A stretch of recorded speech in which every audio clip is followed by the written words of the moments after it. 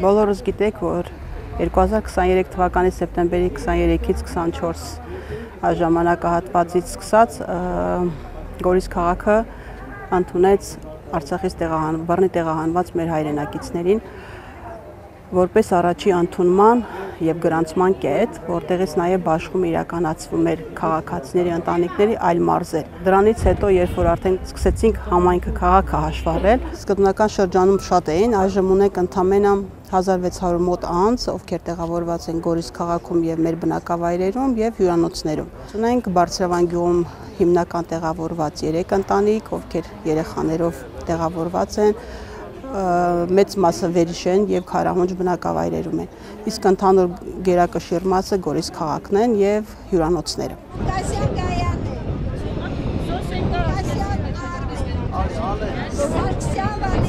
Գորիս համայնքը չի ունեցել Արցախից տեղահանված քաղաքացիների հետ կապված ինտեգրման խնդիր, որովհետեւ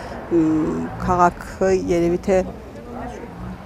ավելի լավ մշակութային առումով, բարբառի առումով, խոսակցականի առումով ավելի մոտ է եղել իրար։ Նախկինի փորձը նկատի ունենալով եւ ավելի ճիշտ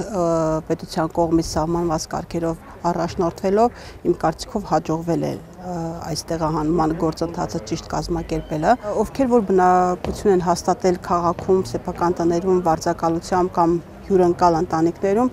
իմ կարծիքով հիմնական մնացող ընտանիքներն են։ Իսկ տեղափոխվելու մտադրություն ունեցող այդ ընտանիքները բնակվում են իմ կարծիքով հյուրանոցներում, որովհետև հել քաղաքում մենք չունենք վարձակալության բնակարաններ, ձգտում են վարձակալությամբ այլ քաղաքներում բնակարաններ գտնել, որ այնուհետև տեղափոխվեն տվյալ քաղաքներ։ Սկզբնական շրջանում Միասնական սոցիալական ծառայության առաջնային կարիքի բավարարման հարթակում քաղաքացիները, երբ որ արդեն իրենց կարիքներն են սկսել գնացել, այդ հարթակով սկզբնական շրջանում աշխատելուց հետո, այնուհետև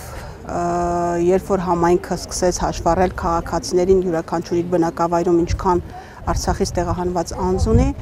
այդ թերթիկի միգրացիոն թերթիկի հետ միասին նաև գրանցվում էր առաջին անհրաժեշտության կարիքները սննդից, հագուստից, հիգիենայից եւ այլ ամեն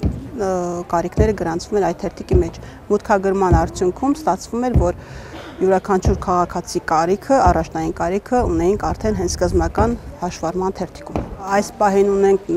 մեծամասամբ հատկապես սեփական բնակելի տներում բնակվողներին փայտի խնդիր, կենցաղային տեխնիկայի խնդիր, կահույքի խնդիր, բնակչությունը մեծ մասը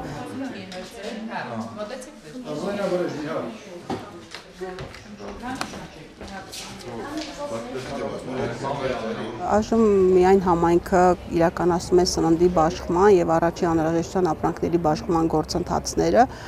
որը դրված է հենց միայն համայնքի վրա այս պայդրությամբ ցուցակագրում սննդի ճիշտ բաշխում, կարիքների ճիշտ գնահատման արդյունքում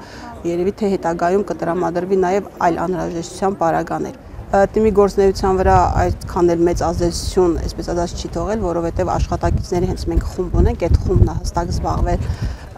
գրանցման, ցուցակագրման եւ այլ հարցերով։ Պետության, մարզի, համայնքի եւ համայնքում գործող այլ կազմակերպությունների աշխատակիցների, սոցիալական աշխատողների ճիշտ աշխատանքի շնորհիվ կարողացանք այս ճգնաժամը հաղթահարել։